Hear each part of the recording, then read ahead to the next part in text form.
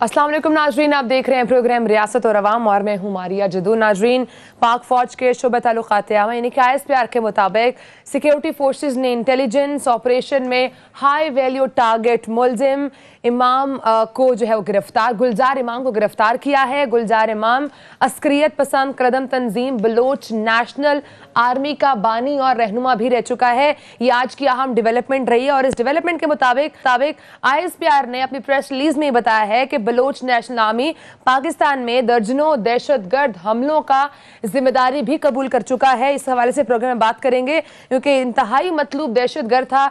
इस वक्त पाकिस्तान के अंदर हम देख रहे लॉ एंड ऑर्डर की सिचुएशन काफी खराब दिखाई दे रही थी, लेकिन आज की जो अहम डेवलपमेंट हुई है इसके लिए ISPR के साथ साथ पाक फौज को भी शाबाश है वो पेश की है। वजीर आजम ने भी इस हवाले से बात करेंगे कितना अहम डेवलपमेंट है पाकिस्तान के लिए, खासकर एक तरफ जहां पर सियासी आईनी और मुआशी बहरान है, वहीं पर लॉ एंड ऑर्डर को मेंटेन रखने के लिए हमारी पाक फोर्स कितना जो है वो रोल प्ले कर रही है इस तमाम सिचुएशन में।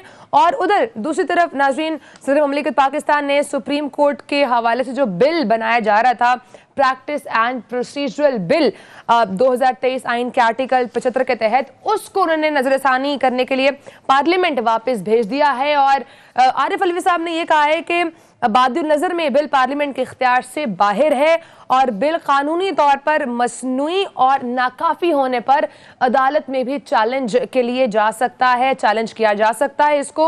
और उन्होंने ये भी कहा है कि मेरे ख्याल में इस बिल की दुरुस्ती के बारे में जांच पड़ताल पूरी करने और दोबारा गौर करने के लिए वापस करना मुनासिब है। तो इस बिल पर बात करेंगे, इस बिल में क्या पास हो पाएगा नहीं पास हो पाएगा, इस पर भी हम प्रोग्राम में डिटेल से बात करेंगे क्योंकि अब सवाल उठ रहे हैं, अब सवाल अदलिया के ऊपर भी उठ रहे हैं, अब सवाल पार्लियामेंट के इख्तियार के ऊपर भी उठ रहे हैं, अब अदलिया के अंदर से आवाजें आ रही हैं और इस वक्त हुकूमती हल के चीफ जस्टिस साहब को इस्तीफा देने का भी मुतालबा जो है वो कर रहे हैं। मुतालबा कितना जायज़ है इस पर भी हम बात करेंगे। और सियासी मामलात ऐवानों के बजाय जो सुप्रीम कोर्ट के दरवाजे पर जा रहे हैं वो क्यों जा रहे हैं, क्योंकि इसी हवाले से जो इख्तिलाफी नोट था जस्टिस अतर मिनुल्लाह साहब का, उन्होंने कहा कि तमाम मामलात जब सियासतदान अपने सियासी फोरम्स पे नहीं हल कर पाते हैं तो वो अदालतों का रुख करते हैं जिसमें कोई एक पार्टी हारती है जीतती है, लेकिन अदलिया इस केस में हमेशा ही हार जाती है। तो इन तमाम मामलात पे बात करेंगे क्योंकि फवाद चौधरी साहब ने ये कहा है कि पाकिस्तान तहरीक इंसाफ हुकूमत और इस्टेब्लिशमेंट को मुज़ाकरात करके मामलात आगे बढ़ाना होंगे। तो ये मामलात अब कहाँ का रुख अख्तियार करेंगे, क्योंकि अभी हुकूमती हल्के ये कह रहे हैं कि अभी भी तो 90 रोज़ में इंतखाबात नहीं हुए, तो अगर आगे हो जाएंगे तो इससे भी कोई फ़र्क नहीं पड़ता। तो इंतखाबात हो पाएंगे भी या नहीं हो पाएंगे, इस पर ही बात करेंगे। प्रोग्राम का आगाज़ करूँगी। नाज़रीन, मेरे साथ मौजूद हैं पाकिस्तान तहरीक इंसाफ मुसर्रत जमशेद चीमा साहिबा और हमें स्टूडियोज़ में ज्वाइन किया सीनियर साफ़ी तजज़ियाकार अनवर रज़ा साहब ने। और प्रोग्राम का आगाज़ करने से पहले मैं एक शॉट प्ले करना चाहूँगी। वो शॉट अता तारड़ साहब का है और जिसमें वो कुछ ऐसी बातें शेयर कर रहे हैं जो उन्होंने कही है कि यार ये जस्टिस अतर मिनुल्लाह साहब ने सवाल उठाए हैं, ये जो इख्तिलाफी नोट दिए हैं, इन सवालों का भी जवाब हमारे सामने आना चाहिए। वो क्या सवाल उठाए ज़रा आप ये सुन लीजिए, फिर उस पर बात करते हैं। उन्होंने चीफ जस्टिस साहब के हवाले से बहुत सारे सवाल उठाए हैं। सबसे पहली बात इसमें यह है कि क्या जस्टिस अतर मिनुल्लाह ने अपने आप को 5 रुकनी बेंच से अलहदा किया था कि नहीं किया था? जो 7 रुकनी बेंच से शुरू हुआ उससे अलहदा किया कि नहीं किया? वो ये कहते हैं कि ना मैंने अपने आप को बेंच से अलहदा किया, ना मैंने केस सुनने से माजरत की। अब लगता यह है कि क्योंकि वो 4-3 का फैसला लग रहा था जिस तरफ बात जा रही है, तो अतर मिनुल्लाह साहब को उस बेंच से आउट रखा गया। ये बहुत बड़ा इल्जाम है। मुसर्रत जमशेद चीमा साहिबा, अगर आपको मेरी आवाज़ आ रही है तो कहिएगा। इस वक्त तमाम मामलात एक दूसरे के ऊपर इल्ज़ामबाजी में भी जा रहे हैं और ये काफ़ी संगीन सवाल उठाए हैं अता तारड़ साहब ने। आप ये समझती हैं कि ये पंजाब KP के इलेक्शन का खुद नोटिस जो था ये 4-3 से मुस्तरद हुआ है? बिस्मिल्लाहिर्रहमानिर्रहीम, हरगिज़ नहीं। देखें, सबसे पहले जो इम्पोर्टेंट चीज़ है वो ये कि ये वाहिद ऐसी PDM जो सियासी जमातों का टोला और एक मुसल्लत शुदा टोला है जो जमहूरियत के अंदर ये चाहते हैं कि उनको अब एक्सटेंशन दे दी जाए और वो انٹرم سیٹ اپ کے ساتھ غیر معینہ مدت کے لیے پاکستان کے اوپر قابض رہیں، لیکن جو پاکستان کا آئین ہے وہ اس سے بالکل متصادم ہے. وہ اس میں کوئی گنجائش ہی نہیں ہے کہ اگر کوئی بھی اسمبلی ٹوٹتی ہے اور اس کے 90 ڈیز کے اندر الیکشن ہونا ہر صورت آئین اور قانون کے اندر، یہ اس کو کوئی ٹرانسلیٹ کرنے کی ضرورت نہیں ہے، واضح لکھا ہوا ہے. لیکن پاکستان وہ بدقسمت ملک ہے جس میں جمہوری جماعتیں با جماعت صبح دوپہر شام روتی پیٹتی ڈھنڈورا کرتی ہیں اور واویلا کرتی ہیں اور سپریم کورٹ کے اوپر چڑھ دوڑتی ہیں جب ان کو آئین اور قانون کے مطابق فیصلہ وہ کرتے ہیں، اور وہ کسی کے دھونس میں نہیں آتے، وہ کسی کی بلیک میلنگ میں نہیں آتے، اور آڈیو ویڈیو سینٹر سے بھی وہ بالکل نہیں ڈرتے. جو پاکستان کی تاریخ میں بدترین کردار کشی کی گئی ماضی میں بھی آج بھی، وہ صرف ترہ امتیاز ایک ہی سیاسی جماعت کا، اور وہ اب ساری سیاسی جماعتوں کو اپنے ساتھ پارٹنر ان کرائم بنا چکی ہے. اور جس طرح سے 90 رکنی کابینہ اور اس میں میرے وطن عزیز میں غریب لوگ آٹے کی صفوں میں رمضان کے اندر ان کی اموات ہو رہی ہیں. ہر دن ہمیں ایک خبر ملتی ہے کہ لوگ شہید ہوئے، بچیاں، خواتین، اور جو ان کا حشر ہوتا ہے. اور یہ پاکستان کی جو معیشت کا 1 سال کے اندر انہوں نے بھٹا بٹھایا ہے، کل پورا 1 سال ہو جانا ہے. پاکستان ان تمام تجربات کا متحمل نہیں تھا، لیکن یہ جو 75 سالہ تاریخ میں ایسا کبھی نہیں ہوا جو اس بدقسمت دور میں ہو رہا ہے. اس میں مطلب یہ کیا چاہتے ہیں کہ پاکستان کی سب سے بڑی سیاسی جماعت اس کو یہ سائیڈ لائن کر کے تو پاکستان میں کوئی جمہوریت ہو سکتی ہے؟ وفاقی جماعت، بڑی جماعت، تمام صوبوں کی نمائندہ جماعت، کبھی تو یہ ہمارے لیڈر کا چونکہ سیاسی میدان میں مقابلہ نہیں کر سکتے، ایلیمینیٹ کرنے کا سوچتے نہیں ہیں. پہلے ہم کہتے تھے یہ پلان کر رہے ہیں، یہ سوچ رہے ہیں، انہوں نے کیا اور بارہا یہ اٹیک کر رہے ہیں، بارہا یہ ان کو پکڑ کے ریسٹ کر کے مارنا چاہتے ہیں. انہوں نے جس طرح سے ہمارے کارکنان کو شہید کیا، جس طرح سے ذلِ شاہ کی شہادت ہوئی، میرے وطن عزیز میں آئین اور قانون کی دھجیاں اڑائی جا رہی ہے. اور اگر ایک فیصلہ جو آئین اور قانون کے مطابق ہوتا ہے تو یہ سیسیلین مافیا ان کو کیا لگتا ہے کہ اس طرح کے یہ اقدامات اٹھا کے یہ کورٹس کو یا عوام کو پریشرائز کر رہیں گے؟ لیکن مسرت صاحبہ یہ فرمائیے گا کرنے نہیں دے گی. جس کے لیے آپ نے اتنی تگودو کی، آپ لوگوں نے اسمبلیاں ڈیزالو کی، آپ لوگوں نے مارچ کیے، عمران خان صاحب پر حملہ ہوا اور آپ کا یہی مطالبہ تھا کہ انتخابات وقت پر ہوں. اب تو آج کیٹاگوریکلی وزیر داخلہ اور وزیر خزانہ نے کہہ دیا کہ انتخابات 90 روز میں تو ہوں گے ہی نہیں. اب مجھے بتائیے کہ آئندہ کا آپ کا لائحہ عمل کیا ہوگا اور آئندہ حالات کس طرف جا رہے ہیں؟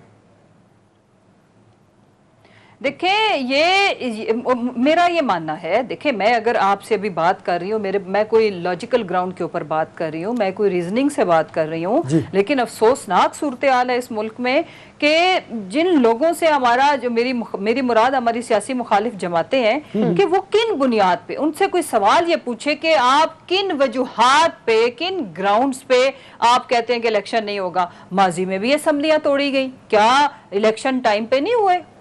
یہ 2 ادوار کی ایگزامپل دیتے ہیں، دونوں میں آئین نہیں تھا، آئین معطل تھا، آئین ٹوٹ چکا تھا، مارشل لاز تھے. مجھے یہ بتایا جائے پاکستان میں کیا اس وقت آئین ہے کہ نہیں؟ اگر ہے تو اس نے تو امپلیمنٹ ہونا ہے، لیکن پک اینڈ چوز تو نہیں ہوگا نا کہ جو چیز ان کو سوٹ کرتی ہے اس کے اوپر تو عمل درآمد ہو جائے گا. الیکشن کی ڈیٹ تو پہلے بھی دی گئی، پھر انتخابات نہیں ہوئے، سپریم کورٹ نے پھر انٹروین کیا، پھر انتخابات. اب بھی ذرائع کے مطابق تو خبر یہی سامنے آ رہی ہے کہ الیکشن کمیشن کو 10 اپریل تک بھی فنڈز نہیں ملنے کا امکان، ایسے کوئی امکان نظر نہیں آ رہا. پھر وہ بھی کہہ رہے ہیں کہ آپ تو پتھر پر لکیر ہے یہ بات کہ 90 روز میں انتخابات نہیں ہوں گے. تو اس صورت میں عمران خان صاحب نے کہا تھا کہ وہ سڑکوں پر آئیں گے. میں یہ عرض کروں کہ ہم دیکھیں ہمارے پاس آپشن کیا ہے. ہم کوئی ملیٹنٹس تو گروپ ہے نہیں کہ ہم اسلحہ پکڑ لیں گے. ہم نے تو دلائل سے ہم نے ایک پولیٹیکل جو پریشر ہوتا ہے کسی بھی پولیٹیکل فورس کا، سیاسی جماعت کا، وہ تو عوام ہوتی ہے نا. تو ہم تو سڑکوں پہ آئیں گے اور ہماری ساری لیگل کمیونٹی، پاکستان کے وکلا، پاکستان کی سول سوسائٹی، یہ سب کا متفقہ فیصلہ ہے کہ وہ آئین پاکستان کے ساتھ کھڑے اور پاکستان کے دیکھیں حقیقی مسائل کا حل بھی فی الفور الیکشن، اس کی آڑ میں پولیٹیکل سٹیبلٹی ہے کہ الیکشن ہونے کا. میں عرض کروں ہم نے اپنے 2 بڑے صوبوں میں حکومتیں قربان اعلان کیے ہیں پاکستان کے لیے کہ پاکستان کو ایک مستحکم پولیٹیکل فورس، پولیٹیکل گورنمنٹ ہی سٹیبلٹی دے سکتی ہے، اور اس سٹیبلٹی کی وجہ سے اکنامک سٹیبلٹی انشور ہوگی، اور وہ ادروائز پاسبل نہیں ہے۔ کوئی راکٹ سائنس اس وقت پاکستان کے مسائل کا حل نہیں نکال سکتے۔ لیکن مسرت صاحبہ ایک طرف تو آپ کہہ رہی ہے کہ انتخاباتی مسائل کا حل ہے، لیکن یہ بھی تو دیکھیے کہ جو ہارنے والا ہوگا وہ کیا انتخابی نتائج کو تسلیم کر لے گا؟ جو 13 پارٹیاں انتخابات کی طرف نہیں جا رہی ہیں، اگر انتخابی نتائج تسلیم نہیں کریں گی تو مجھے بتائیے پھر تو انارکی مزید بڑھے گی، انتخابات کے بعد مسائل تو مزید زیادہ بڑھیں گے۔ دیکھیں جی، جمہوریت میں تو دیکھو عوام نے ہی تہیہ کرنا ہے، فیصلہ کرنا ہے۔ اب میں ان کو پہلے الیکشن سے ہمارے چیئرمین کیسے بتا دے کہ شاباش بیٹا اٹھو، منہ ہاتھ دھو لو، الیکشن میں آ جاؤ، ہم آپ کو بہت ساری سیٹیں دے دیں گے۔ ہمارے پاس تو یہ کوئی طاقت نہیں ہے ان کو پہلے انشور کرنے کی کہ نہیں ہم الیکشن تو کرا لیتے لیکن تم ہارو گے نہیں۔ اگر کسی کو ہار کا ڈر ہو تو الیکشن نہیں ہوگا۔ خدا کا خوف کھائیں، ان کو سمجھانے کی ضرورت ہے، ہوش کے ناخن لیں۔ پاکستان کی عوام ایک فیصلہ کر چکی ہے، جتنا ڈیلے کریں گے ہر کوئی اپنی قبر کھودے گا، اور پاکستان کی عوام جن مسائل سے دوچار ہے ان کو بہت اچھے سے پتا ہے۔ میں بھلے آج نہ بولوں، میرا تو منہ بند کر لیا جائے گا، میرے گھر پولیس آ جائے گی، مجھے نامعلوم افراد اٹھا کے لے جائیں گے۔ عوام کو بہت اچھے سے پتا نہیں، یقین ہے، یقین کامل ہے کہ ان کے مسائل کس وجہ سے ہیں، کن کی وجہ سے ہیں۔ وہ اس وقت پاکستان میں صرف الیکشن چاہتے ہیں، اس کے علاوہ کچھ نہیں چاہتے۔ مجھے یہ بتائیں کہ اگر الیکشن ان کو ڈر ہے کہ یہ سارا چوروں کا گلدستہ ہار جائے گا تو کیا آپ اس ملک کو اسی طرح لٹکائے رکھیں گے؟ ہم اس ملک میں اسی طرح سے انارکی ہونے دیں گے؟ ہیومن رائٹس کی وائلیشن، ہمارے گھر میں، ہمارے ملک میں بھوک کا ناچ، ہمارے ملک میں آگے سب سے بڑا جو کرائسس آنے والا، فوڈ کرائسس آنے والا، 23 کروڑ کو آپ نے کیسے فیڈ کرنا ہے؟ امپورٹنٹ چیز یہ ہے جو کہ آ چکا ہے۔ اس وقت اوپر سے دھمکیاں کیا لگاتے ہیں کہ جی اگر میری عرض سنیں، اس ملک کا ایبسکونڈر، اس ملک کا آئین شکن، اس ملک کا جو مجرم، وہ کیا کہتا ہے لنڈن میں بیٹھ کے میں $500 کا کر دوں گا۔ وہ صحیح کہہ رہا ہے، وہ کر سکتا ہے۔ جس طرح ہٹ مین ٹو دا اکانومی کو پلانٹ کیا گیا، لایا گیا۔ دیکھو ان کی تو دولت ساری کی ساری ڈالرز کے اندر ہے، ڈالر کی پرائس جاتی ہے اوپر تو ماشاءاللہ سے ان کو تو بیٹھے بٹھائے، یہ جو ایک آدھے گھنٹے میں ڈپریشن ختم کرنے کے لیے کروڑوں کی شاپنگ ہوتی ہے نا مالز کے اندر، ہمیں پتا ہے اگر گوال منڈی والی اتفاق فاؤنڈری کی دولت ہوتی تو اس طرح نہ اڑائی جاتی۔ جو 40 دنوں پہ مبنی مریم صفدر نے اپنے بیٹے کی شادی کے فنکشنز رکھے تھے اور پوری دنیا میں ایک گلوبل شادی کی تھی۔ امپورٹنٹ چیز یہ ہے کہ اس وقت پاکستان میں رحم کیا جائے، ورنہ وہ بھی رحم نہیں کریں گے۔ اسی وجہ سے پاکستان پہلے 2 ٹکڑے میں تقسیم ہوا۔ لیکن اس وقت جو ایک آئینی بحران پیدا ہوا ہے انور راز صاحب، اور اس میں کہا یہ جا رہا ہے نواز شریف صاحب بھی، مولانا فضل الرحمان بھی، اور مختلف حکومتی حلقوں کے اندر جو موجود لوگ ہیں وہ بار بار چیف جسٹس صاحب سے مستعفی ہونے کا مطالبہ کر رہے ہیں۔ آپ اس مطالبے کو کتنا جائز دیکھتے ہیں؟ کیا یہ مطالبہ درست ہے؟ دیکھیے، نواز شریف صاحب اور مولانا فضل الرحمان صاحب جو ہیں وہ اس لیے یہ مطالبہ کر رہے ہیں کہ وہ عدلیہ کو مزید پریشرائز کرے، کیونکہ وہ یہ سمجھتے ہیں کہ جو 4-3 کا فیصلہ ہے وہ درست نہیں ہے، اور وہ سمجھتے ہیں کہ ان کے خلاف آنے والا جو فیصلہ ہے وہ بائزڈ ہے۔ اس لیے انہوں نے یہ اصلاحاتی بل بھی لے کے آئے جسے آج پریزیڈنٹ صاحب نے ریجیکٹ کیا اور دوبارہ پارلیمنٹ کی طرف وہ چلا گیا۔ اگر پریزیڈنٹ صاحب دوبارہ اس کو پارلیمنٹ بھیجتی ہے پریزیڈنٹ صاحب کی طرف اور وہ نہیں ان سے سائن کرتے تو 20 کو ان کے پاس ایک ریمیڈی آ جائے گی، یہ قانون بن جائے گا یہ بل، اگر صدر اس پر دستخط نہیں کریں گے۔ وہ یہ دیکھ رہے ہیں کہ 20 اپریل تک ہم معاملات کو اسی طرح الجھا کر رکھیں۔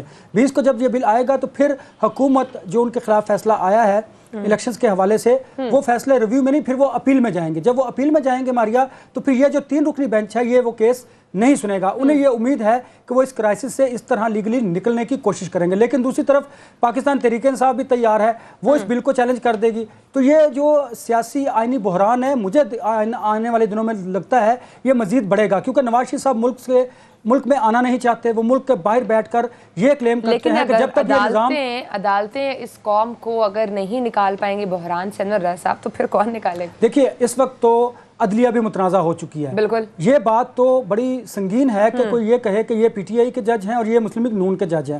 جب یہ اس طرح کی تقسیم آئے گی تو پھر انصاف کے تقاضے پورے نہیں ہوں گے۔ اب جو سچویشن بنتی چلی جا رہی ہے، دیکھیے نواز شریف صاحب ملک میں کیوں نہیں آ رہے، ان کے کیسز بھی ابھی وہیں کے وہیں ہیں، انہیں ملک میں آنے میں کوئی انٹرسٹ نہیں ہے، کیونکہ وہ ملک کے باہر بیٹھ کر وہی کام کر رہے ہیں جو ملک کے اندر بیٹھ کر انہوں نے کرنا تھا۔ وہ چاہتے ہیں کہ اس نظام کو بہتر کریں، نظام کو بہتر کرنے کے لیے وہ اپنی شرائط کے مطابق اسٹیبلشمنٹ سے بھی کھیل رہے ہیں اور وہ عدلیہ پر بھی دباؤ بڑھا رہے ہیں۔ آپ کو یاد ہوگا वो आपको याद होगा मारिया, जब उन्होंने प्रेस कॉन्फ्रेंस की थी तो उन्होंने कहा था कि अब पार्लियामेंट को अपनी पावर एक्सरसाइज करनी चाहिए, और करारदाद आई, वो उनकी मर्जी और मंशा के मुताबिक आई। करारदाद आई, करारदाद आने का चलिए पार्लियामेंट का इस्तेकाक था, हाँ जी पार्लियामेंट का इस्तेकाक था कि वो करारदाद लेके आते, लेकिन इसका मकसद ये होता है, इससे कोई अदालती फैसले तब्दील नहीं होते। इसका मकसद होता है आपने किसी इदारे को प्रेशराइज करना है, उन्हें दबाव में लाना है, लेकिन अदलिया इस तरह अगर दबाव में आकर फैसले करेगी तो वो फिर इंसाफ का कत्ल होगा। लेकिन अगर आप मुझे इजाजत दीजिए, देखिए ना, अब भी अदलिया की जो तकसीम है उससे बहाम पैदा हुआ है, कोई फैसला तस्लीम कर रहा है, कोई फैसला तस्लीम नहीं कर रहा, फुल कोर्ट की बात की जा रही है, फुल कोर्ट नहीं भर रहा। तो ये सारी जो सिचुएशन है, इसकी वजह से आईनी और सियासी बुरहान मुझे आइंदा आने वाले दिनों में मजीद बढ़ता दिखाई दे रहा है। और अगर आईनी बुरहान बढ़ता गया तो मुसर्रत जमशेद चीमा साहिबा, चूंकि आप सियासत को करीब से देख भी रही हैं, प्रैक्टिस भी कर रही हैं, तो आप क्या समझती हैं सियासी हालात कहाँ जाते दिखाई दे रहे हैं आपको, और फिर पाकिस्तान तहरीक इंसाफ का अगला लाइहा अमल क्या होगा अगर ये आगे भी इंतखाबात नहीं होते, तो what would be the next strategy? देखें, बर्बादी, और बड़े दुख के साथ कहना पड़ता है कि ये लोग जानते बूझते हुए सिर्फ अपने सियासी फायदे के लिए, इस मुल्क को लूटने के लिए, क्योंकि इनको डॉलर की प्राइस ऊपर जाए, इस मुल्क में लोगों को 2 वक्त की रोटी ना मिले, लोग एक दिन में 20 नहीं 50 अमवात हो जाए, इनको कोई फर्क नहीं पड़ता, वो हमने देख लिया है। लेकिन मुल्क मजीद बर्बाद होगा, मुल्क में मजीद अनारकी फैलेगी, मईशत का पहले बुरा हाल है। और ईमानदारी से मैं बात कर रही हूँ कि सिर्फ एक होप है जो इस लावे को फटने से बचाए हुए, वो है खान साहब की शक्ल में कि इलेक्शन। लोगों को लगता है कि ठीक है, जो भी उनका रिवेंज है, गुस्सा है, जो लोगों का एंगर है, वो वोट की शक्ल में लोग निकालेंगे। और इस एक होप ने लोगों को इस वक्त कानून को हाथ में लेने से रोका हुआ है। और यही पूरी दुनिया में यही होता है, पॉलिटिकल लीडरशिप और वफाक की जो जमातें होती हैं, तो कौम को, मुल्क को यूनाइट रखने में कलीदी किरदार अदा करते हैं, और फिर लोगों को ये होता है कि अगर कोई रॉन्ग डूइंग्स हो भी तो उसको वो रिप्लेस करते हैं लोगों को, वो अपने वोट के इस्तेमाल से। अब अगर आप लोगों से ये उम्मीद 1 मिनट के लिए सपोज करें छीन लेंगे, तो ये क्या होगा? इस मुल्क में बहुत बड़ी पॉपुलेशन है, हम एग्जाम्पल तो देते हैं बड़े शौक से श्रीलंका की, यहाँ पे वो एक कराची के शहर के बराबर क्या मुल्क था। मुझे ये बताएं, 23 करोड़ का मुल्क, और जो इस मुल्क के हालात हैं, और उसके बाद आप उनसे राइट छीन लोगे वोट का भी, अपनी मर्जी के लोगों को चुनने का भी, तो इसका नतीजा क्या निकलेगा? जब लोगों को ये एहसास होगा कि अब हमें इसी तरह ही रहना है कि हमारे बच्चे सड़कों से कहीं से भी उठा लिए जाए। लोगों ने जिले शाह की शहादत को माओ ने अपने बच्चों से रिलेट किया है, हमारे बच्चों को कहीं भी बगैर किसी जुर्म के मार दिया जाएगा, हमारे बच्चों को मिसिंग पर्सन कर दिया जाएगा, हमारी मईशत का भट्टा बैठ जाएगा। आपने देखा होगा कि टेक्सटाइल इंडस्ट्री का वफद मिला शहबाज शरीफ से, वो हाथ जोड़ रहे थे, तो हमारी इंडस्ट्री इस मुल्क की कब्रिस्तान में कन्वर्ट हो चुकी है, खरातिया भी नहीं अब उसको ले रहा। लिहाजा इलेक्शन ही वाहिद हल है, हम सड़कों पे होंगे, हम हरगिज टॉलरेट नहीं करेंगे। 14 मई को ही इलेक्शन होना है, इनको कराना पड़ेगा, वरना 23 करोड़ अवाम ये जिन महलों में बैठे हुए हैं, ये जो सुकून की बांसुरी बजा रहे हैं 90 रुकनी काबीना के साथ, इनको वो रहना नसीब नहीं होने देंगे। हमें पता है पब्लिक की पल्स, हम अवाम में बैठे पाकिस्तान उनके साथ सड़कों पे रूल रहे हैं। इसका हल सिर्फ इंतखाबात है। बहुत शुक्रिया मैम, आपने प्रोग्राम को टाइम दिया। नाज़रीन, हमारे साथ ही पाकिस्तान तहरीक इंसाफ के रहनुमा मुसर्रत जमशेद चीमा साहिबा। ब्रेक का टाइम है, ब्रेक के बाद हम बात करेंगे ये जो कलअदम तंजीम का जो दहशत गर्द पकड़ा गया गुलजार इमाम, उनके हवाले से हम डिस्कशन करेंगे। कितनी बड़ी कामयाबी है पाक फौज ने जो ये इस मुलजिम को पकड़ा है, इस पे भी बात करेंगे ब्रेक के बाद। नाज़रीन, आप हमारे साथ ही रहिएगा।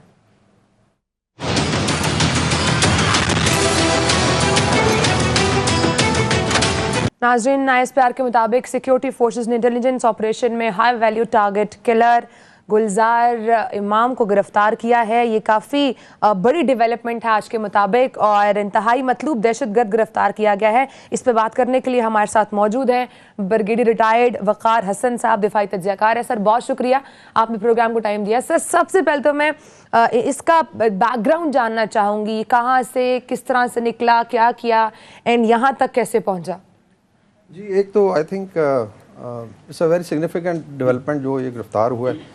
ये गुलजार इमाम शाम्बे वाज बेसिकली जर्नलिस्ट, अच्छा, और पहले लेट्स से कॉन्ट्रैक्टर भी रहा है, और फिर इसको जो R&A की, जिसको रॉ कहते हैं हम, जो पॉलिसी है कि now they want to bring let's say lower and middle class people instead of sardars میں.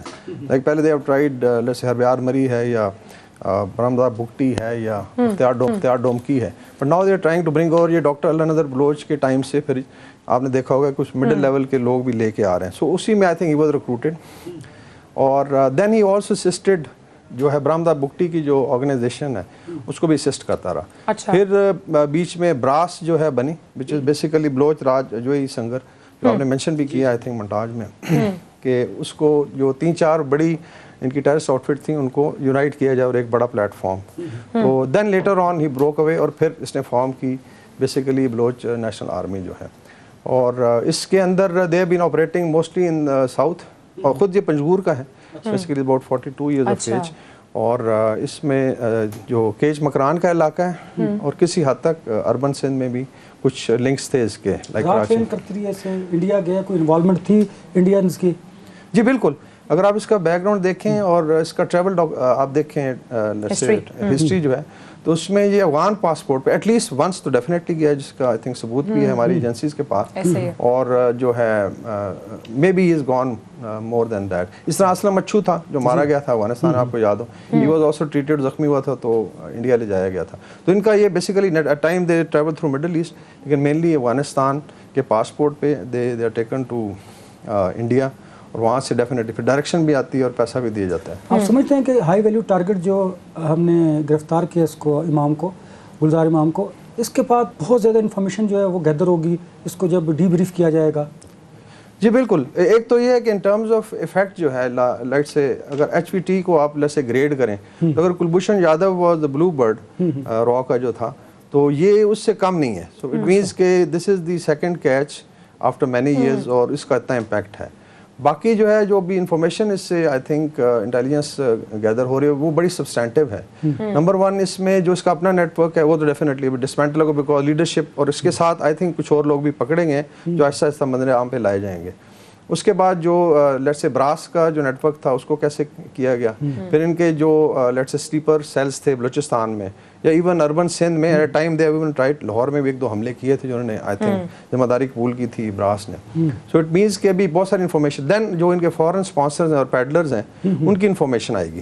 تو لیٹ سے اگر R&A کے جو لوگ ان کانٹیکٹ تھے, سرٹن آفیسرز ان کے کانٹیکٹس, چاہے وہ مڈل ایسٹ میں تھے, چاہے لیٹ سے افغانستان میں تھے, ایران میں تھے, تو there be a trove of information which will come. Sir, Pakistan کے لا اینڈ آرڈر پہ ہمیشہ سوال اٹھتا ہے کہ وہاں پر حالات ٹھیک نہیں ہیں, وہاں پر کافی زیادہ ایشوز ہیں. اس کے پکڑے جانے کے بعد آپ بھی سمجھتے ہیں کہ حالات میں کسی قسم کی تھوڑی بہت بہتری آئے گی؟ بیکاز جیسے آپ بتا رہے ہیں کلبھوشن کے بعد ہی از دا بگیسٹ ٹارگیٹ, جس کے پیچھے پاکستان آرمی کافی ٹائم سے وہ پری پلانڈ ان کو جو ہے وہ کامیاب آپریشن کے تحت گرفتار کیا گیا. جی اس کا ایکچولی 2 بھی فیکٹرز ہیں جو آئی تھنک امپیکٹ کریں گے. ایک تو ایکسٹرنلی اگر آپ دیکھیں ابھی لیٹسٹ جو ڈیولپمنٹ آئی ایم شیور آپ لوگ فالو کریں, وہ ہے ایران سعودی رپروچما, اور جس کے اندر چائنا نے ایک رول پلے کیا, اور اس میں ایک ڈسکریٹ رول شاید پاکستان کا بھی رہا ہے, بیکاز آپ ساری پولیٹیکل لیڈرشپ دیکھیں دے ور ٹرائنگ کہ یہ ہماری لیٹس سے سیکٹیرین جو ٹینشن اکراس دا گلف ہے, اچھا اس کا امپیکٹ ابھی آ رہا ہے پورے ریجن پہ. لائک یو ہیو یمن پہ آلریڈی آئی تھنک انیشیٹو لے لیا گیا کہ وار ختم کی جا رہی ہے. سیریا کی وار آئی تھنک پیس کی طرف موو کر رہے ہیں. تو اگر لیٹ سے شیعہ سنی ٹینشنز کم ہوتی ہیں تو سیکٹیرین جو لیٹ سے آؤٹ فٹس جن کے کنیکشنز تھے, لائک جو بلوچ سب نیشنلسٹ گروپ ان کے ساتھ ان کے بھی لائک TTP ہے یا کسی زمانے میں لشکر جنگ بھی تھا, ان کا ان کے ساتھ لنک رہا ہے, تو ان کے اوپر ایک تو امپیکٹ آئے گا ایکسٹرنل فیکٹرز کی وجہ سے. دوسرا ہے کہ جب اتنا بڑا نیٹ ورک پکڑا جاتا ہے اور اس کے لیڈر گرفتار ہوتے ہیں, تو ایک دفعہ آپ دیکھیں گے کہ اس کا سیلوٹری افیکٹ آئے گا. باقی آ جاتا ہے کہ how do we apply the strategy. تو بریگیڈیئر صاحب, اس کے گلزار امام کی گرفتاری کے بعد جو انفارمیشن گیدر کریں گے ہمارے انٹیلیجنس ادارے, آپ سمجھتے ہیں کہ دہشت گردی کو کم کرنے کے لیے, کنٹرول کرنے کے لیے ہمیں مذاکرات کی طرف بھی جانا چاہیے؟ جی بالکل, وہی میں آ رہا تھا کہ جو 3 پرونگ اسٹریٹجی ابھی چل رہی ہے, جس پہ ایک تو یہ ہے کہ انٹیلیجنس بیس آپریشن تو چلیں گے جب تک I think last arrest network یہاں سے ڈسمینٹل نہیں ہوتا. نمبر 2 یہ ہے کہ جو پولیٹیکل لیول جس میں I think government of Balochistan بھی انوالوڈ ہے, جس میں ہماری نیشنلسٹ پارٹیز ہیں, ان کو آئی تھنک ریکویسٹ کی گئی, and then they are engaging even with senior leadership جو باہر پیرس اور لنڈن میں بیٹھی ہوئی ہے.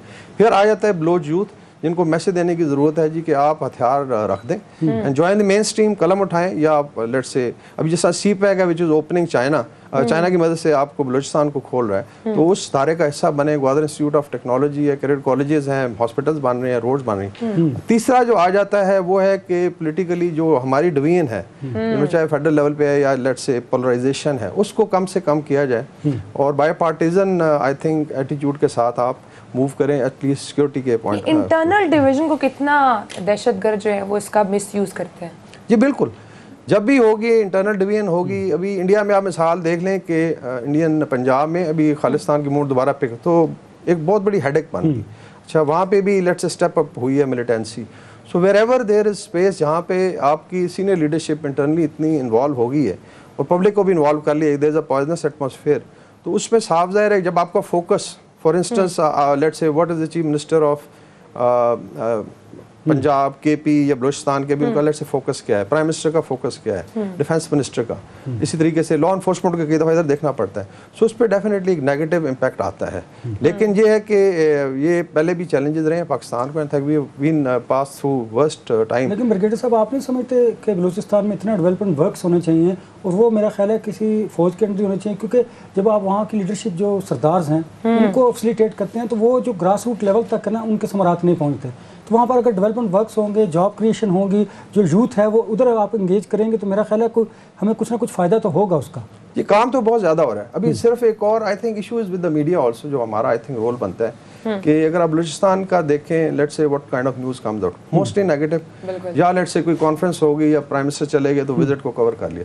دیر از آلسو نیڈ کہ میڈیا جا کے انگیج کرے. ہمارے فرینڈز ہیں کافی یوتھ میں بلوچستان میں, دے آر ویری ایکسائٹیڈ کہ جی ہماری آواز بھی سنیجیے, ان کے ایشوز ہیں. اچھا, ابھی بیکاز آف سوشل میڈیا جو سرداروں کا آپ کہہ لیں ایک ہولڈ تھا, وہ بھی آہستہ آہستہ کم ہو رہا ہے. So now people are raising their voice for development, youth سامنے آ رہا ہے. تو ڈیفینیٹلی جو آپ بات کر رہے ہیں کہ اگر آپ فوکس کریں, یوتھ کو انگیج کریں, چیزیں بہت بہتر ہو سکتی ہیں. And I think this is the time now کہ ایک طرف آپ لیٹ سے جو ڈسمنٹل کریں سو کالڈ, اور مزے کی بات ہے تو 2,500 بندہ ہے. And then there are late سے 3-4 ایریاز جہاں پہ کنسنٹریشن, فار انسٹنس جس طرح اس کا ذکر ہوا, وی این اے واز لیٹ سے خزدار اور اس سائڈ پہ تھی دیاری میں, جو بی ایل اے ہربیار مری کی, اس میں کوئٹہ, بولان اور کلات, سو لمیٹڈ ایریا ہے. دین بی آر اے برہمدار بگٹی کی, اگین ڈیرا بگٹی, برخان اور مکران والی سائڈ پہ تھی. اللہ نظر بلوچ کا جو گروپ ہے لیٹ سے بی ایل ایف, وہ اوران, خزدار.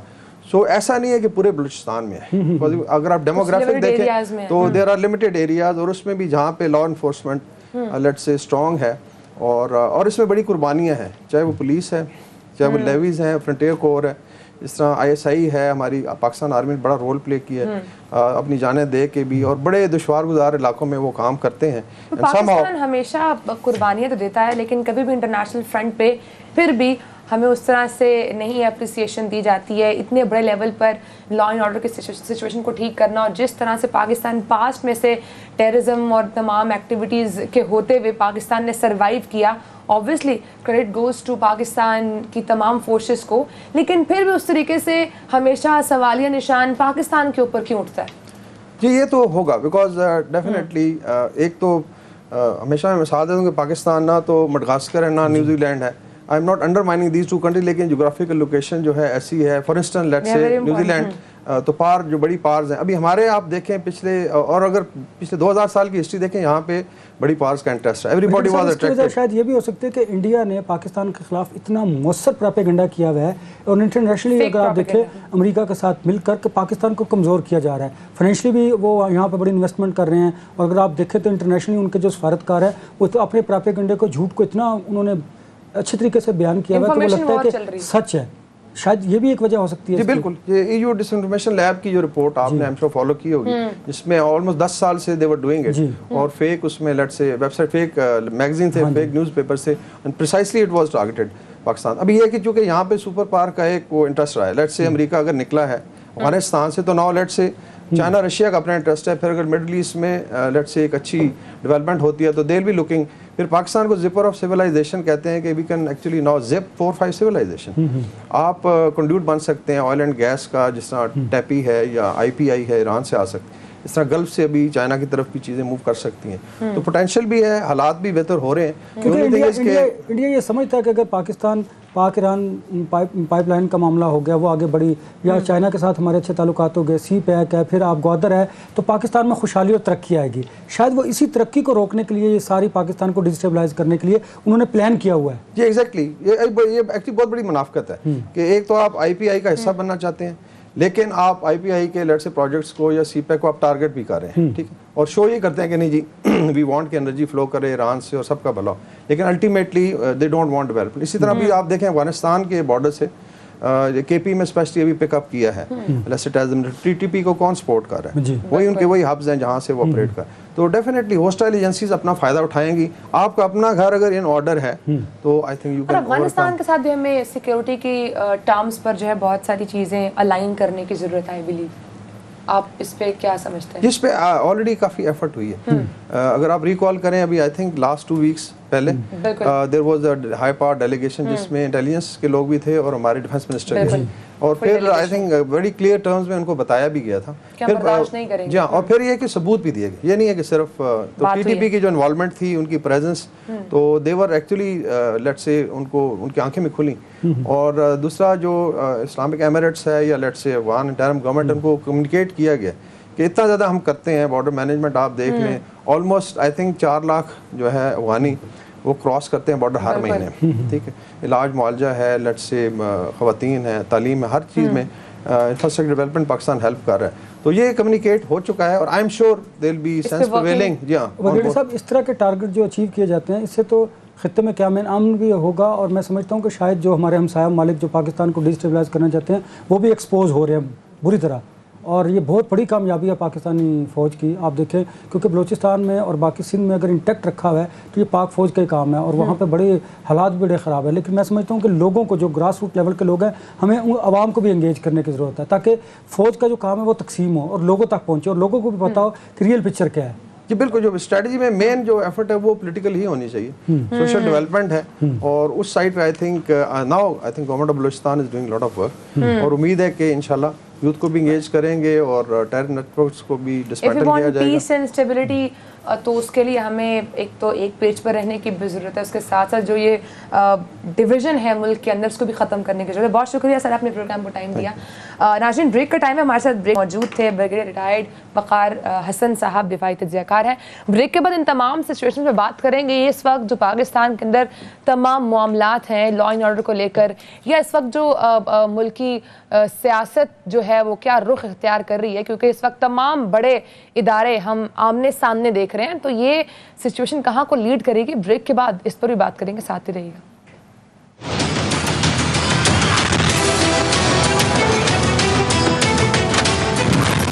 ویلکم بیک ناظرین. انور صاحب، ایک طرف جہاں پہ صدر مملکت نے یہ جو عدالتی اصلاحات کا جو بل تھا اس کو واپس بھیجا پارلیمنٹ میں، اور ادھر حکومت جو ہے وہ چیف جسٹس صاحب سے استعفے کا مطالبہ بھی کر رہی ہے. یہ تمام سچویشن آپ کہاں جاتا دیکھ رہے ہیں؟ کیونکہ انتخابات تو بھی ہوتے نہیں دکھائی دے رہے ہیں. کہیں نہ کہیں حکومت بھی اس وقت واضح دکھائی دے رہی ہے کہ یہ 90 روز میں انتخابات تو یہ ہو ہی نہیں پائیں گے. اب تو یہ پتھر پر لکیر ہے اور یہ نہیں ہوں گے، ہو بھی نہیں پائیں گے. دیکھیے ماریا، صدر مملکت نے یہ بل واپس ہی کرنا تھا، یہ دیوار پر لکھا ہوا تھا، اور انہوں نے یہ بل واپس کر دیا. پارلیمنٹ کو دوبارہ اس کو ریویو کرے، اور انہوں نے یہ بھی ساتھ کہا کہ شاید یہ عدالت میں بھی چیلنج ہو سکتا ہے. پہلی بات تو یہ ہے. دوسری بات یہ ہے کہ 20 اپریل کو اگر صدر نے دوبارہ اس بل پر سائن نہ کیے تو یہ بل قانون بن جائے گا، اور جب قانون بن جائے گا تو پھر ایک ریمیڈی کا فورم جو ہے وہ حکومت کو مل جائے گا، اور حکومت یہ کوشش کر رہی ہے کہ وہ آئینی اور قانونی طریقے سے اس سارے معاملے سے نکلے. دوسری بات یہ ہے کہ پاکستان تحریک انصاف اس بل کو چیلنج کرے گی، جس کا خدشہ ہے، ہم کو خطرہ ہے کہ جو حالات ابھی سیاسی آئینی بحران ہے، یہ بحران مزید بڑھے گا. کیونکہ اگر آپ دیکھیں کہ نون کی طرف سے اب یہ مطالبہ زور پکڑتا دکھائی دے رہا ہے کہ چیف جسٹس ریزائن کریں. دوسری جانب اگر آپ دیکھیں کہ جو ججز جنہوں نے اختلاف کیا تھا، اب ان کے بھی اختلافی نوٹس سامنے آ رہے ہیں، جس سے مزید ابہام بڑھتا چلا جا رہا ہے. اس ابہام کو کم کرنے کے لیے حکومت کیا کرے گی؟ وہ جب یہ بل بن جائے گا، عدالتی اصلاحاتی بل، तो वो फिर नए बेंच का मुतालबा करेगी। 3 रुकनी जो सीनियर जजेस होंगे वो बेंच को तश्कील देंगे, तो फिर हुकूमत अपील में जाएगी, लेकिन चीफ जस्टिस जो हैं और उस पर पाकिस्तान तहरीक इंसाफ फिर इस बिल के खिलाफ आ जाएगी, तो ये मामला सुलझता दिखाई नहीं दे रहा। आज देखें कि बड़ा कैटेगोरिकली इसहाक डार साहब ने और राना सनाउल्लाह साहब ने कहा है कि 90 दिन में इंतखाबात नहीं होंगे। इससे तो हुकूमत की भी ये सामने आ गई है कि पहले कैबिनेट ने, फिर पार्लियामेंट ने, और अब हुकूमती वज़रा ये कहते हुए दिखाई दे रहे हैं कि किसी सूरत में इंतखाबात नहीं होंगे। मारिया, कल फिर छुट्टी है और प्राइम मिनिस्टर ने कैबिनेट का हंगामी इजलास तलब किया हुआ है। उसमें हंगामी इजलास में फिर एक मरतबा ये जो पार्लियामेंट में करारदाद पेश की गई थी उसकी तौसीक भी की जाएगी, और जो वहाँ पर डिसीजन किए गए थे कौमी सलामती कमेटी में उस पर भी कैबिनेट के लोगों को एतमाद में लिया जाएगा। और हुकूमत इस बात पर बिल्कुल बज़िद नहीं, उन्होंने ये फैसला कर लिया है कि वो इंतखाबात नहीं करवाने जा रहे। लेकिन इस वक्त जो ओवरऑल सिचुएशन है उसमें फवाद शहीद साहब की बड़ी अहम स्टेटमेंट है, वो तो यही कह रहे हैं कि अब ज़रूरत है वक्त की, इस्टेब्लिशमेंट को, पाकिस्तान तहरीक इंसाफ को, हुकूमत को मुज़ाकरात के लिए आगे बढ़ना होगा, मामला को सुलझाना होगा। तो मुज़ाकरात तरफ हालात जाएंगे नहीं जाएंगे, वक्त ख़त्म हो चुका है, ये वक्त ही बताएगा। मुलाकात होगी, अपना ख्याल रखिएगा, अल्लाह हाफ़िज़।